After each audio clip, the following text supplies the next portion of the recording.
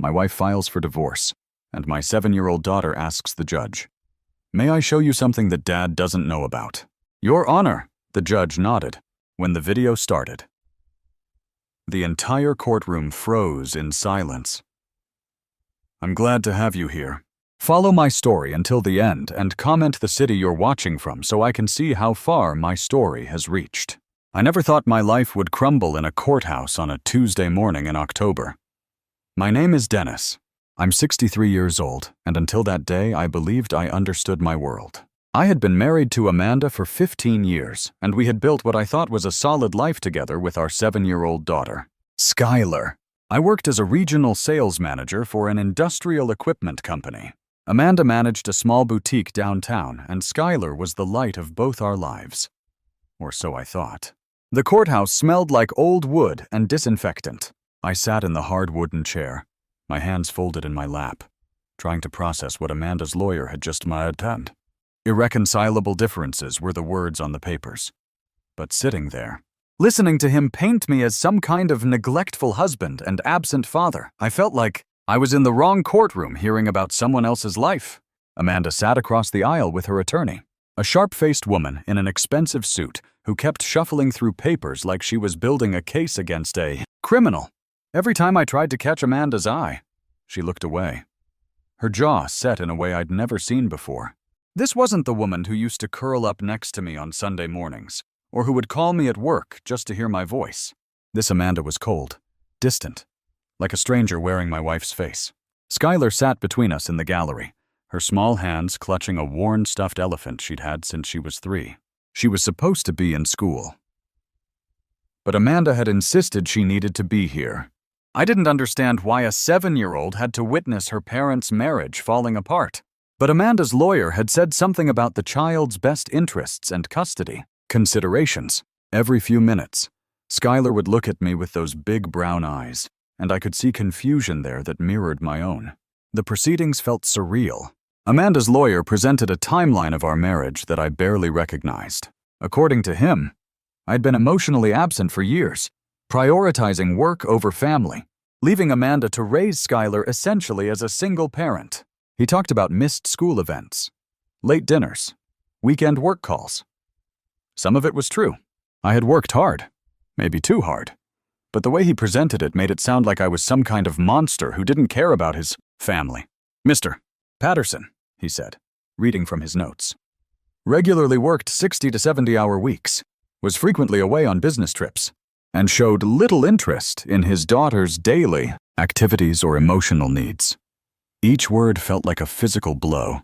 I wanted to stand up and shout that everything I did was for them, that every extra hour at work was so Skylar could have dance lessons and Amanda could have her boutique, so we could afford the house in the suburbs with a big backyard where Skylar played. But sitting there, watching Amanda nod along with every accusation, I started to doubt myself. Maybe I had been absent. Maybe I had let work consume me. Maybe I had failed them both without even realizing it. The worst part was Amanda's demeanor. She wasn't crying or emotional like I would have expected from someone ending a 15-year marriage. Instead, she seemed almost relieved. There was a tension in her shoulders that suggested she was nervous about something, but not heartbroken, not grieving the end of what we had built together. When she finally looked at me, there was something in her eyes I couldn't identify. Not sadness, not anger, but something calculating. During a brief recess, I tried to approach her in the hallway. "Amanda, please," I said, keeping my voice low so Skylar wouldn't overhear. "Can we talk about this? I know I haven't been perfect, but we can work on it. We can go to counseling.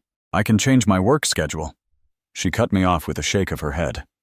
"It's too late. Dennis, I've made my decision." Her voice was flat, matter-of-fact, like she was discussing the weather. "You'll understand eventually." "But why now?" "What happened?" "Just last month, we were talking about taking a family vacation to Disney World for Skylar's birthday." Amanda glanced around nervously, then leaned closer. "Some things can't be fixed," she whispered. "Some betrayals go too deep."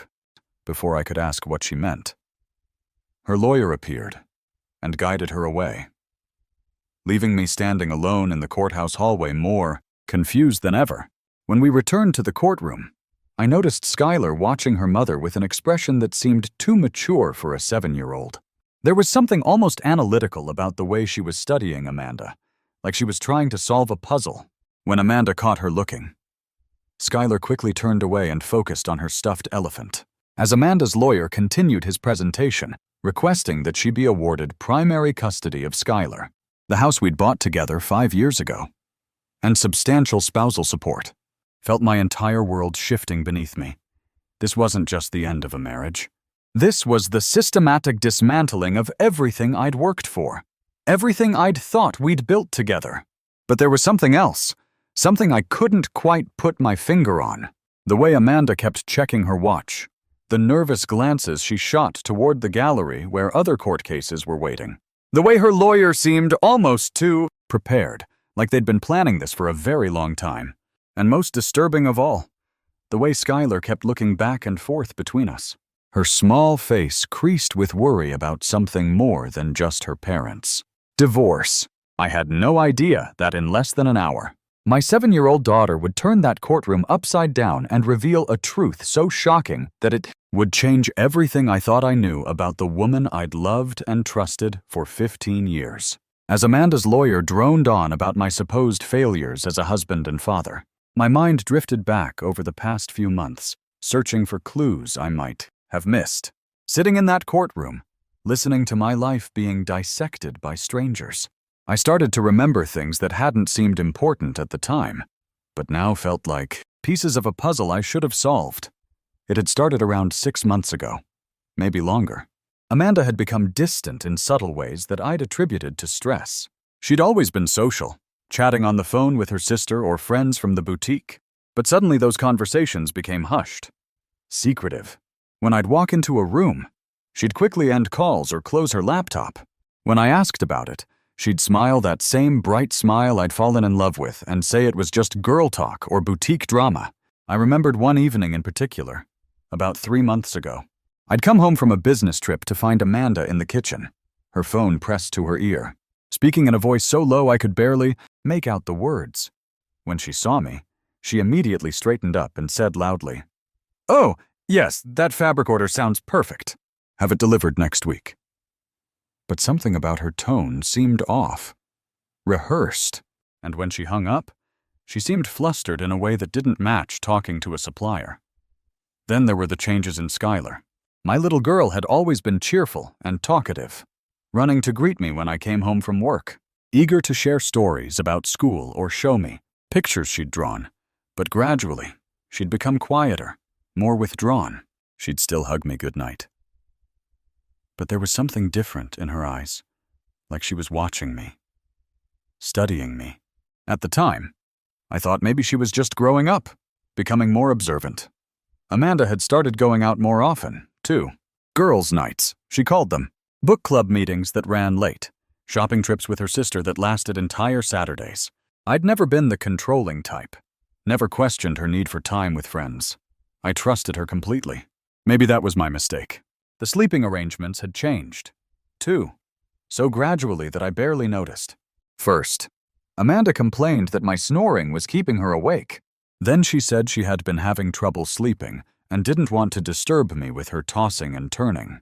Eventually, she'd moved to the guest room, just temporarily, while she worked through what she called a bout of insomnia. When I suggested she see a doctor, she brushed it off, saying it would resolve itself once work stress decreased.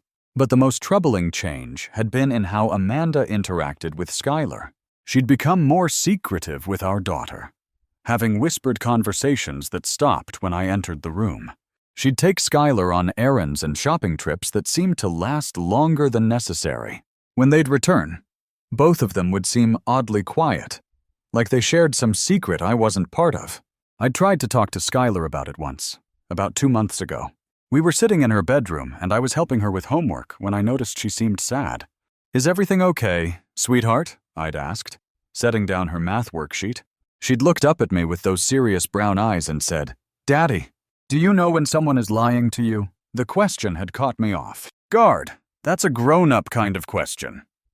"Skylar, why do you ask?" She'd shrugged, suddenly interested in her pencil eraser. "Just wondering. Sometimes people say things that don't match what they do. I'd made a mental note to talk to Amanda about it, wondering if Skylar was having problems with friends at school.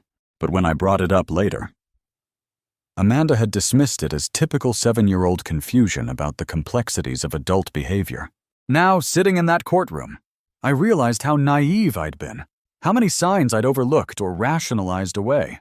Amanda's lawyer was painting me as an absent, neglectful husband, but the truth was that I'd been present enough to notice changes in my family. I just hadn't understood what those changes meant. During a pause in the proceedings, I glanced over at Skylar. She was sitting very still, her stuffed elephant in her lap, but her eyes were alert, focused on every word being spoken. There was something in her expression that seemed too knowing, too aware for a child her age. When she caught me looking, she gave me a small, sad smile that broke my heart. Then she did something that surprised me. She reached into her small backpack and pulled out what looked like a tablet computer. I recognized it as the one Amanda had bought her for educational games a few months ago. Skylar held it carefully, like it contained something precious or dangerous. She looked from the tablet to me, then to her mother, then back to the tablet.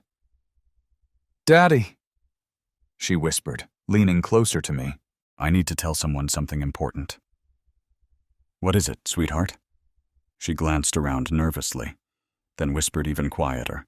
"I have something that shows the truth." Before I could ask what she meant, Amanda's lawyer called for Amanda to take the stand.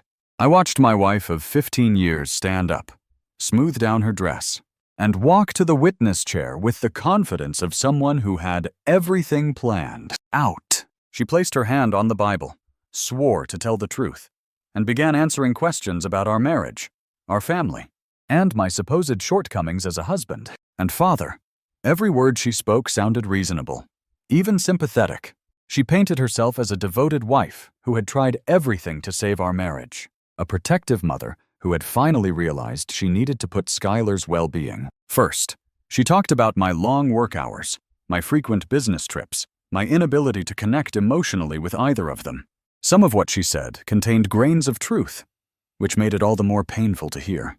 But sitting there, listening to Amanda testify, I kept thinking about Skylar's words. I have something that shows the truth. What could a 7-year-old possibly have that would be relevant to divorce proceedings? And why did my daughter look more nervous about her mother's testimony than I felt as Amanda continued speaking, describing our marriage as a slow decline into emotional distance and neglect?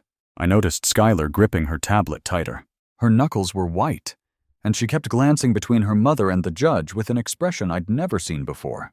It was determination mixed with fear, like she was steeling herself to do something that scared her, but that she knew was right. When Amanda's lawyer asked her about the effect of my supposed neglect on Skylar, Amanda's voice took on a tone I didn't recognize, something theatrical that didn't match the private conversations we'd had about parenting challenges. That's when Skylar stood up. The courtroom fell silent as my 7-year-old daughter raised her small hand and said in a clear, steady voice, "Your Honor, may I please show you something that my daddy doesn't know about?" The silence in the courtroom was deafening. Every head turned toward my 7-year-old daughter as she stood there, clutching her tablet, her voice echoing off the wood-paneled walls. The judge, a middle-aged woman with kind but serious eyes, looked surprised, but not dismissive. "What is it you'd like to show me, young lady?" Judge Morrison asked, her tone gentle but professional. I felt my heart racing. What could Skylar possibly have on that tablet? Amanda had gone completely pale, her confident demeanor cracking for the first time all morning. Her lawyer immediately stood up. "Your Honor, this is highly irregular. The child hasn't been called as a witness, and we have no idea what." "Sit down, Counselor," Judge Morrison said firmly. "If this child has something relevant to these proceedings, I'm going to hear it." She looked back at Skylar with encouraging eyes. "Come up here, sweetheart." "What's your name, Skylar Patterson?" my daughter said, walking forward with the determination that seemed far beyond her years. "I'm 7 years old, and I live with my mommy and daddy, but mommy wants to take me away from daddy. And that's not fair, because daddy didn't do the bad things." I watched Amanda shift in the witness chair, her hands gripping the armrest so tightly her knuckles had turned white. There was something in her expression I'd never seen before.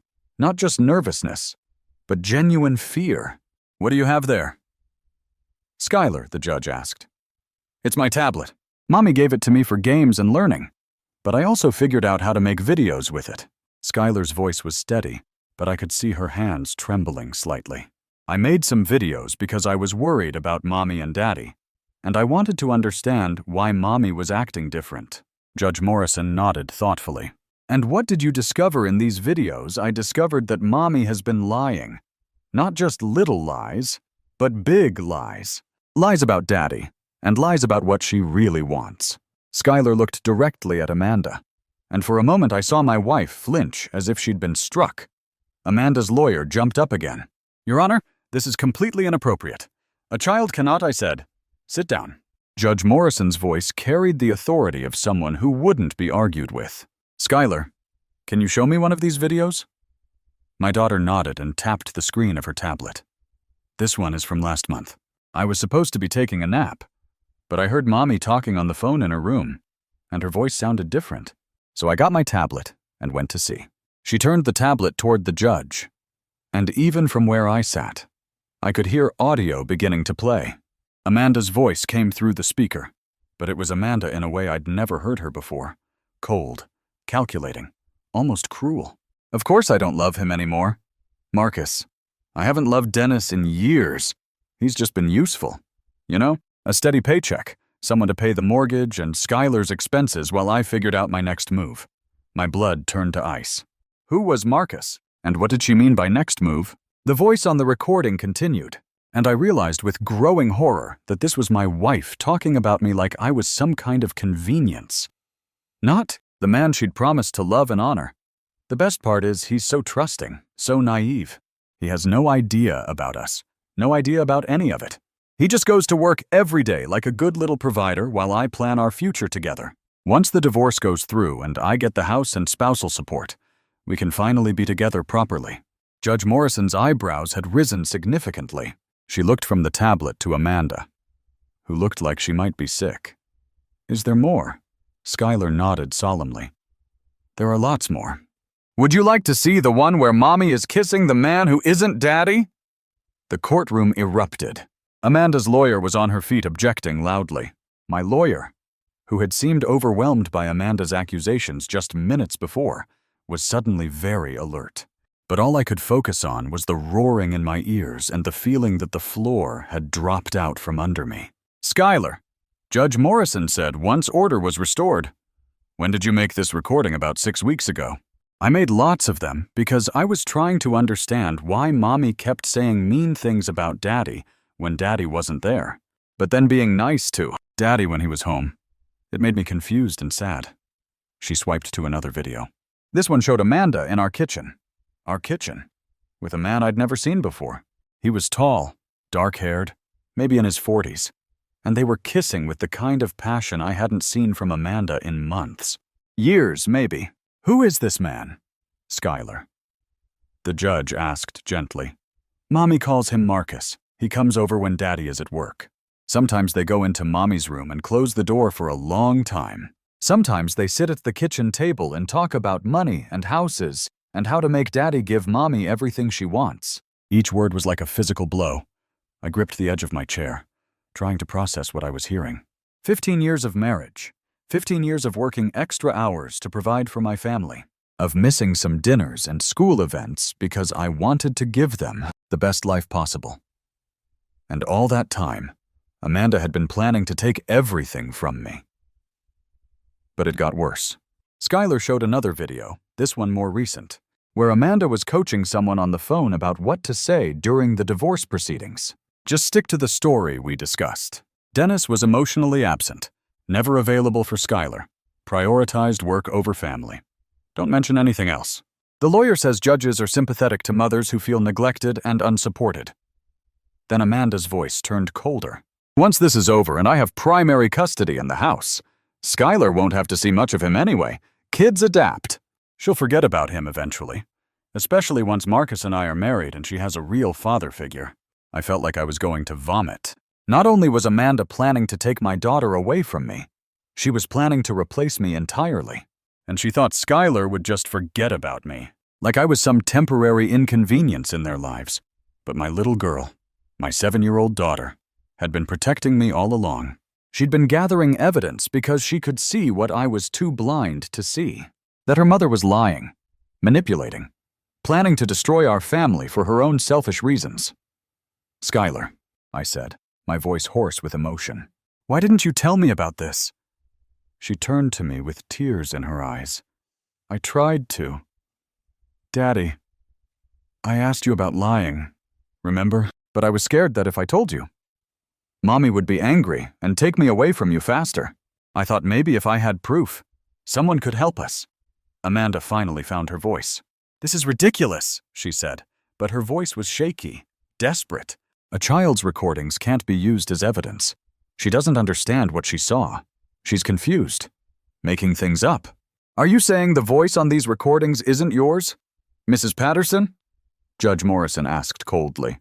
Amanda's mouth opened and closed, but no words came out. Skylar wiped her nose with the back of her hand and looked up at the judge. "I have 17 videos, Your Honor. Do you want to see more?" For the first time since we'd entered that courtroom, I felt something other than despair. I felt proud. Proud of my daughter's courage, proud of her intelligence, proud of her loyalty. And I felt something else, something I hadn't experienced in years of trying to be the perfect provider, the perfect husband. I felt like fighting back. Judge Morrison called for a 30-minute recess to review the videos privately in her chambers, along with both lawyers. As the courtroom cleared, I sat in stunned silence trying to process the magnitude of what Skylar had revealed. My 7-year-old daughter had spent weeks, maybe months, documenting her mother's betrayal because she knew something was wrong and wanted to protect me. Amanda had fled to the hallway with her lawyer, their heated whispers carrying back through the partially open doors. I caught fragments, damage control, inadmissible, child's misunderstanding. But her lawyer's tone suggested they both knew the evidence was damning. Skylar climbed into the seat next to me, still clutching her tablet. "Are you mad at me?" "Daddy." I pulled her close, my throat tight with emotion. "Mad at you, sweetheart. You're the bravest person I know. But I'm so sorry you had to see and hear those things. A little girl shouldn't have to worry about protecting her daddy." She leaned against my shoulder. "I knew something was wrong when Mommy started being mean about you when you weren't there. She would say things like, you didn't really love us, that you cared more about work than family. But I know that's not true, because you always tuck me in and help with my homework and take me to the park on weekends." My heart ached thinking about Amanda poisoning our daughter's mind against me, even as she planned to take everything I'd worked for. When court reconvened, Judge Morrison's expression was grim. She'd clearly seen enough of the videos to understand the situation completely. Amanda looked like she might collapse, all pretense of the wronged wife finally abandoned. "Mrs. Patterson," the judge said sternly, "I've reviewed several of your daughter's recordings. Would you care to explain the content of these videos?" Amanda's lawyer whispered something to her, but she shook her head. When she spoke, her voice was barely audible. Those recordings are taken out of context. Private conversations that a child couldn't possibly understand." "I see. So, you're not denying that the voice on the recordings is yours?" Amanda's silence was answer enough. Judge Morrison turned to Skylar. "Sweetheart, can you show us the video you mentioned about money and houses?" Skylar nodded and pulled up another recording. This one was more recent, maybe 2 weeks ago. The audio was crystal clear. Amanda and this Marcus person sitting in what I recognized as our dining room, planning out the divorce strategy like they were discussing. A business deal. "The lawyer says I should ask for spousal support of at least $4,000 a month," Amanda's voice said on the recording. "Dennis makes almost $90,000 a year, so it's reasonable. Plus, I want the house. It's worth about $350,000 now, and we only owe $200,000 on the mortgage." Marcus's voice responded, and hearing him speak in my house made my stomach turn.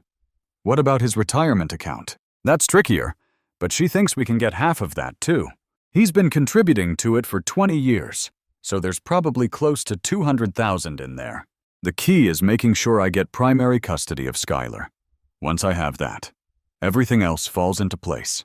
"And you're sure he doesn't suspect anything?" Amanda actually laughed. Dennis, he's completely clueless. He's so buried in work and so trusting that I could probably have an affair right in front of him, and he'd find a way to rationalize IT. He still believes we're just going through a rough patch. The casual cruelty in her voice, as she discussed dismantling my life, was breathtaking. This wasn't the woman I'd fallen in love with. The woman who'd cried tears of joy when Skylar was born. The woman who told me just last year that I was her best friend and the love of her life. But Skylar wasn't done. She had more videos, each one revealing new layers of Amanda's deception. In one, Amanda was on the phone with someone discussing how to make me look bad during the custody evaluation. I need to emphasize how he's never available for Skylar's emotional needs, Amanda said. He provides financially. Sure, but emotionally he's absent. I'll mention how he missed her school play last month because of a work trip and how he's always on his phone during dinner. What Amanda didn't mention in that conversation was that the work trip she referenced was mandatory training that I'd tried to reschedule and that I'd video called Skylar every night to hear about her day. She also didn't mention that I was only on my phone during dinner when she was texting me work-related questions about the boutique's finances. Another recording showed Amanda coaching Skylar on what to say if anyone asked her about her parents. If someone asks you about Daddy, just say that he works a lot and isn't home much, Amanda's voice instructed. You don't need to say anything bad, just that he's always busy with work. But in the recording, 7-year-old Skylar pushed back. But Daddy isn't always working. He plays with me and reads to me and makes pancakes on Saturday mornings. Well, yes, but he misses a lot of things, too, doesn't he? Like when he had to work late and missed your dance recital practice. That was only one time. And he came to the real recital and brought flowers. I could hear the frustration in Amanda's voice. Skylar, grown-up relationships are complicated. Daddy and I aren't happy together anymore, and sometimes when people aren't happy, they need to live in different houses. Wouldn't you rather have Mommy be happy? The manipulation was so subtle, so insidious. Amanda was trying to program our daughter to accept the divorce as inevitable, even desirable, while painting me as the reason for the family's problems. But the most devastating recording came last. It was from just 3 days ago, 3 days before Amanda filed for divorce. In it, Amanda was talking to Marcus about their future plans. Once everything is settled and Dennis is out of the picture, we can finally live the life we've been dreaming about, she said. The house is perfect for us, and with his spousal support payments. We'll have plenty of money. Skylar will adjust. Kids are resilient. And if Dennis wants to see her, he can have every other weekend. That's generous enough. What if he fights for more custody? Marcus asked. Amanda's laugh was cold. With what I have documentation of his neglect. Witnesses who will testify to his absence from family events. Evidence of emotional unavailability. His own work schedule proves he can't provide adequate care for a child. No judge is going to give primary custody to a workaholic father over a devoted mother. The arrogance in her voice was staggering. She'd been planning this for months, maybe years, building a case against me while I worked to support our family, never suspecting that the woman I loved was systematically destroying my reputation and planning to steal my daughter. As the final recording ended, the courtroom was silent except for the sound of Amanda crying. But these weren't tears of remorse. They were tears of someone who'd been caught and was facing the consequences of her actions. Judge Morrison removed her glasses and rubbed her eyes. Mrs. Patterson, in my 30 years on the bench, I've rarely seen such calculated deception in a family court. You've not only betrayed your husband's trust and manipulated these proceedings, but you've attempted to use your own child as a pawn in your scheme. Amanda's lawyer made one last desperate attempt.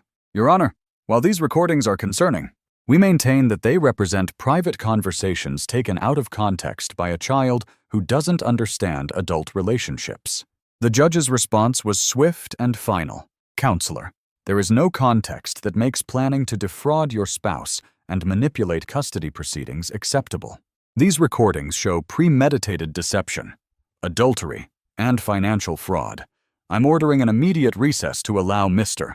Patterson's attorney to file appropriate counterclaims. As Amanda realized that her carefully constructed plan was crumbling, she finally showed her true nature.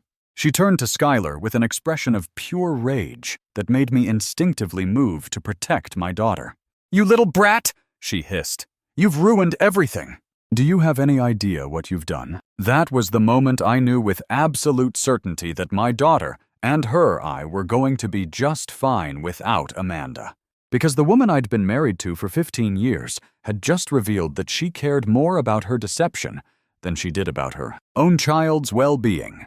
The aftermath of Skylar's revelations transformed the courtroom into something I'd never experienced before. What had begun as Amanda's calculated attempt to destroy me had become her own undoing, and I watched as the woman I'd trusted for 15 years faced the consequences of her elaborate deception. Judge Morrison called for an extended recess while both legal teams regrouped. Amanda's lawyer, who had entered the courtroom that morning with confident swagger, now looked like a man whose entire strategy had just exploded in his face. He huddled with Amanda in urgent whispered conversations, but I could see from across the room that he was essentially telling her there was no way to spin what Skylar had revealed. My own lawyer, Robert Chen, had initially seemed overwhelmed by Amanda's accusations. But now, armed with undeniable evidence of her fraud and manipulation, he was energized in a way I hadn't seen before. "Dennis," he said, pulling me aside during the recess. "This changes everything.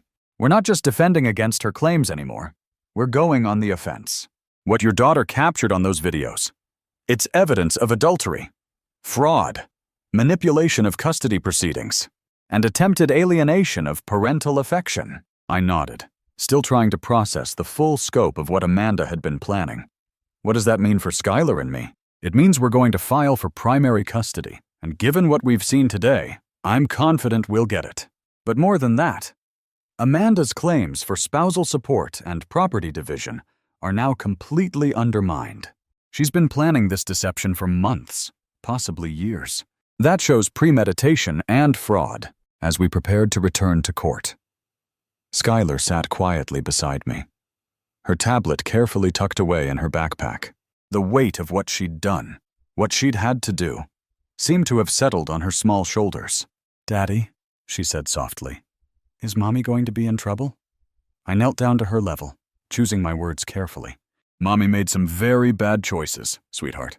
When grown-ups lie and try to hurt other people, there are consequences. But none of this is your fault. Okay, you were brave and did the right thing." She nodded, but I could see the sadness in her eyes. Despite everything Amanda had done, Skylar was still a 7-year-old who loved her mother. Understanding that Amanda was willing to use her as a pawn in her schemes had to be devastating for a child. When court reconvened, the entire dynamic had shifted. Judge Morrison's demeanor toward Amanda had changed from professional neutrality to barely controlled contempt. Amanda, for her part, had finally abandoned her act as the wronged wife. She sat slumped in her chair, occasionally glaring at Skylar with an anger that made my blood boil. "Mrs. Patterson," Judge Morrison began, "before we proceed further, I want you to understand the gravity of your situation. The evidence presented today suggests multiple violations of court proceedings, potential fraud, and what appears to be a deliberate attempt to manipulate custody arrangements for financial gain. Amanda's new strategy, apparently, was defiance. Your Honor, I maintain that those recordings were taken without my knowledge by a child who doesn't understand adult relationships. Private conversations between consenting adults shouldn't be used to..." "Stop right there," the judge interrupted sharply. "These weren't just private conversations. These recordings show you planning to commit perjury in my courtroom, deliberately attempting to alienate your child from her father, and conspiring to defraud your husband in divorce proceedings. The fact that your 7-year-old daughter felt compelled to document your behavior because she recognized it as wrong should tell you something about your actions." My lawyer stood up. "Your Honor, based on the evidence presented, we're filing a motion for immediate emergency custody of Skylar Patterson, as well as a complete reversal of the original divorce petition. We're also requesting that all of Mrs. Patterson's claims for spousal support and property division be dismissed based on her fraudulent behavior." What happened next showed me a side of Amanda I'd never seen before, not even in Skylar's secret recordings. As the reality of losing everything she'd schemed for finally sank in, she lost control completely. "This is ridiculous," she screamed, jumping to her feet. "Dennis is a workaholic who ignored his family for years. I deserve compensation for the sacrifices I made. I gave up my career to support his ambitions." Judge Morrison's voice was ice cold. "Mrs. Patterson, sit down and control yourself, or I will have you removed from my courtroom." But Amanda was beyond listening to reason. "You're all acting like I'm some kind of monster for falling in love with someone who actually appreciates me. Dennis hasn't been a real husband in years. He's emotionally unavailable, absent, more interested in his precious job than his own family. And yet," Judge Morrison said pointedly, "your daughter's recordings show her defending her father repeatedly while you attempted to manipulate her against him. They show her describing a father who reads to her, plays with her, and makes time for her despite his work obligations. A 7-year-old child saw through your manipulation when you expected the courts to fall for it." The judge turned to me. "Mr. Patterson, I'm granting you temporary emergency custody of your daughter. Mrs. Patterson will be allowed supervised visitation pending a full custody evaluation. But given what we've learned today about her willingness to manipulate the child for her own gain, I have serious concerns about unsupervised contact." Amanda's face went white. "You can't take my daughter away from me." "I'm not taking her away, Mrs. Patterson." "You've given me no choice but to protect her from further manipulation. Your own behavior, documented by the child herself, shows that you've been willing to use her as a weapon against her father. That ends now," the judge continued. "Furthermore, I'm dismissing your claims for spousal support. The evidence shows that your marriage difficulties were caused not by your husband's alleged neglect, but by your own adultery and deception. You cannot benefit financially from your own fraudulent behavior." As for the house, the judge's decision was swift and final. "Given that Mr. Patterson has been the sole mortgage payer, and that Mrs. Patterson's claims for the property are based on fraudulent representations, I'm awarding him temporary possession of the marital home. Mrs. Patterson will have 30 days to remove her personal belongings under supervised conditions." Watching Amanda realize that her carefully constructed plan had not only failed, but backfired completely, was both satisfying and heartbreaking. Satisfying because justice was finally being served. Heartbreaking because this was the mother of my child, and her destruction would inevitably hurt Skylar, too. But what Amanda did next removed any lingering sympathy I might have felt for her. As the judge was explaining the temporary custody arrangements, Amanda turned to Skylar with venom in her voice. "Are you happy now, you little brat? You've destroyed your own family. When you're older and understand what you've done, you'll realize you've ruined your mother's life for nothing. The cruelty of blaming a 7-year-old child for her own bad choices was breathtaking." Skylar began to cry, not from fear, but from the pain of hearing her mother's anger directed at her for telling the truth. That's when something's inside me finally snapped. For 15 years, I'd been accommodating, trusting, willing to blame myself for any problems in our marriage. I'd listened to Amanda's accusations in court and wondered if maybe I really had been a bad husband and father. But watching her attack our daughter for her own courage made me realize that I wasn't the problem. I never had been. I stood up, my voice carrying across the courtroom with an authority I didn't know I possessed. "Your Honor, I request that Mrs. Patterson's visitation be limited to professional supervised settings only. A mother who would blame a child for exposing her lies is not someone who should have unsupervised access to that child." Amanda whirled around to face me. Her mask finally completely dropped. "You self-righteous bastard. You think you're so perfect with your steady job and your responsible provider act, but you were boring. Do you hear me? Boring and predictable and completely inadequate as a husband." Judge Morrison had heard enough. Bailiff, please escort Mrs. Patterson from my courtroom. We'll proceed with the custody arrangements without her disruptive presence. As Amanda was led away, still shouting about the injustice of it all, I felt something I hadn't experienced in years. Not anger, not vindication, but peace. The woman who'd been poisoning our family with her lies and manipulation was finally gone, and for the first time in months, I could breathe freely. Skylar slipped her small hand into mine. "Daddy, are we going to be okay?" I looked down at my daughter. This brave little girl who'd had the courage to stand up for the truth when the adults around her were failing, and I smiled with more confidence than I'd felt in years. Yes, sweetheart, we're going to be more than okay. We're going to be free. 6 months later, I stood in the kitchen of our house, my house now, making pancakes on a Saturday morning, watching Skylar color at the kitchen table. The morning light streamed through the windows, illuminating the space that had once felt contaminated by Amanda's deception, but now felt like home again. The silence was different now. Not the heavy, uncomfortable quiet of hidden secrets, but the peaceful calm of honesty and trust. The legal proceedings had concluded 3 months after that devastating day in court. Amanda's attempts to appeal the custody decision had failed spectacularly when her lawyer discovered additional evidence of her financial manipulation. She'd been siphoning money from the boutique's accounts to fund her relationship with Marcus. The business partners she'd defrauded pressed charges, and Amanda found herself facing not just divorce consequences, but potential criminal prosecution. Marcus, it turned out, had disappeared the moment Amanda's scheme unraveled. The man who'd been so eager to help plan my downfall and enjoy the proceeds of Amanda's fraud had no interest in sticking around when there was no money to steal and no house to claim. Amanda's grand love affair had been as much of an illusion as everything else in her carefully constructed deception. Skylar had adjusted to our new life with a resilience that both amazed and worried me. Children, I'd learned, are incredibly adaptable, but they also carry burdens that adults sometimes can't see. We'd started seeing a family therapist, Dr. Sarah Martinez, who specialized in helping children cope with family trauma. Through our sessions, I'd begun to understand just how much Skylar had been protecting both of us during those months when Amanda was planning her betrayal. She's been carrying the weight of adult secrets for far too long, Dr. Martinez had explained during one of our early sessions. Children her age shouldn't have to be the truth-tellers in a family.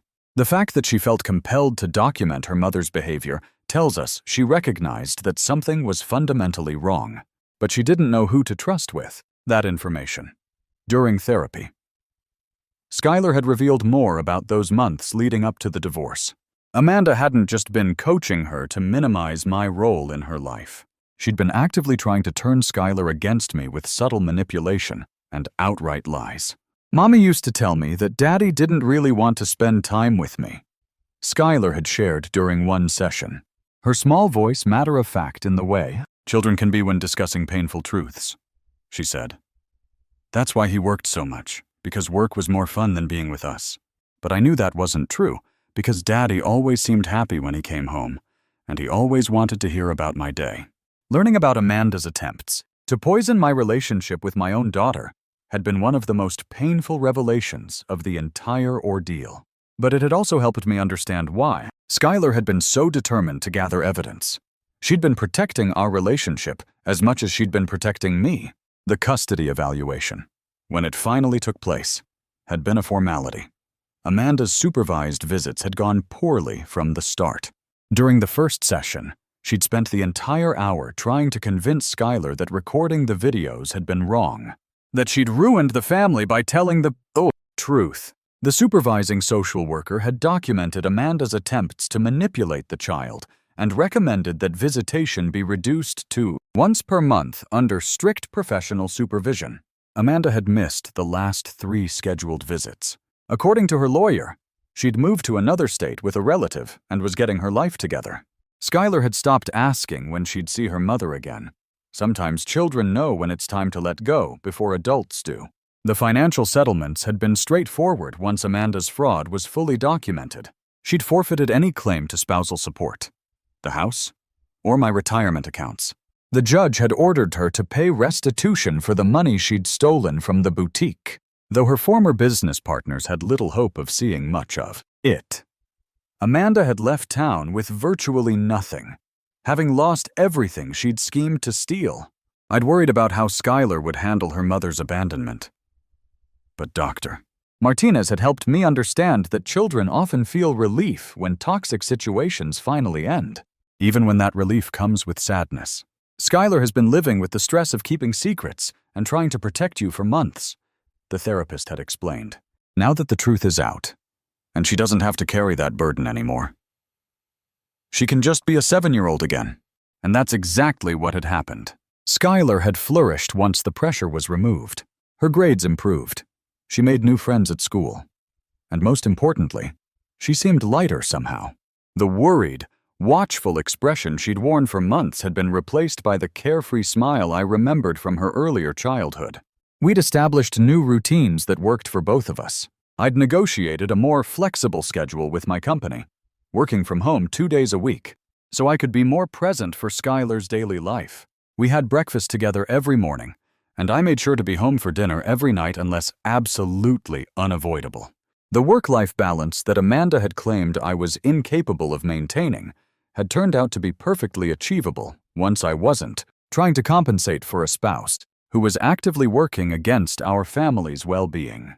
On this particular Saturday morning, as I flipped pancakes and listened to Skylar humming while she colored, I reflected on how much had changed. The house felt bigger somehow, as if Amanda's negative energy had been consuming space that we could now freely occupy. We'd redecorated Skylar's room together, painting it her favorite shade of purple and hanging up her artwork. We'd turned Amanda's former office into a playroom, where Skylar could spread out her toys and crafts. "Daddy," Skylar said, looking up from her coloring book, "Mrs. Chen from next door asked if we wanted to come to her grandson's birthday party next weekend. Can we go?" Mrs. Chen was an elderly neighbor who'd lived next door for over 20 me as a neglectful father. I'd worried that the neighbors had bought into her narrative. But after the truth came out, several neighbors had approached me to say they'd always thought Amanda seemed off somehow, too concerned with appearances and not genuine in her interactions. "Of course we can go," I said, setting a plate of perfectly golden pancakes in front of her. "That sounds like fun." She grinned, and for a moment I was struck by how much she looked like my mother, who'd passed away 2 years earlier. My parents had never quite warmed to Amanda, though that they'd been too polite to say anything directly. My mother had once commented that Amanda seemed very concerned with what people thought about her, which, in my mother's diplomatic way, was probably a harsher criticism than it sounded. I wished my parents could have lived to see how this situation resolved. They would have been so proud of Skylar's courage and integrity. But more than that, they would have been relieved to know that their son wasn't the failure as a husband and father that Amanda had tried to paint him as. The doorbell rang, interrupting my thoughts. Through the front window, I could see Robert Chen, my lawyer, standing on the porch with a manila envelope. "Mr. Patterson," he said when I opened the door, "I have the final divorce decree. Everything's official now." I invited him in for coffee, and he explained the last few details while Skylar continued coloring at the kitchen table, occasionally offering comments about her artwork. "Amanda's attorney contacted me yesterday," Robert said. "She's formally waiving any future visitation rights. She's also relinquishing any claim to contact with Skylar unless the child specifically requests it when she's older." I felt a mix of sadness and relief. Sadness for Skylar, who deserved better from her mother, but relief that we wouldn't have to navigate Amanda's continued attempts at manipulation. "What does this mean practically?" I asked. "It means you have full legal and physical custody with no restrictions. You can make all decisions about Skylar's education, medical care, everything without needing to consult Amanda.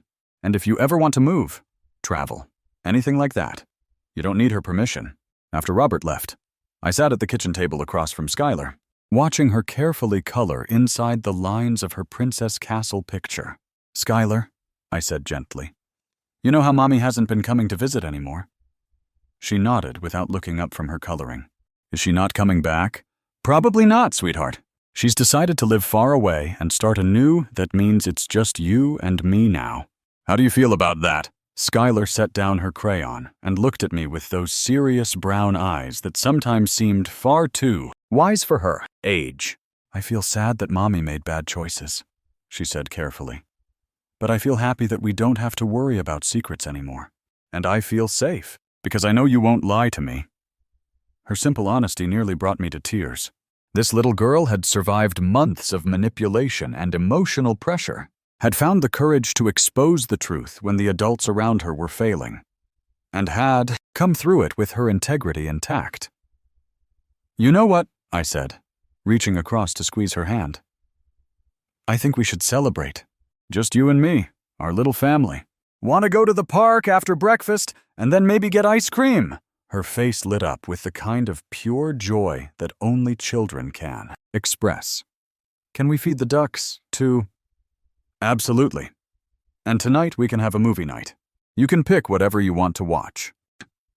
As we finished breakfast and got ready for our day together, I realized something profound had happened over the past 6 months.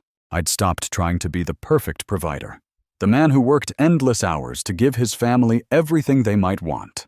Instead, I'd become something better, a present father, an honest partner in my daughter's life, someone who prioritized relationship over achievement.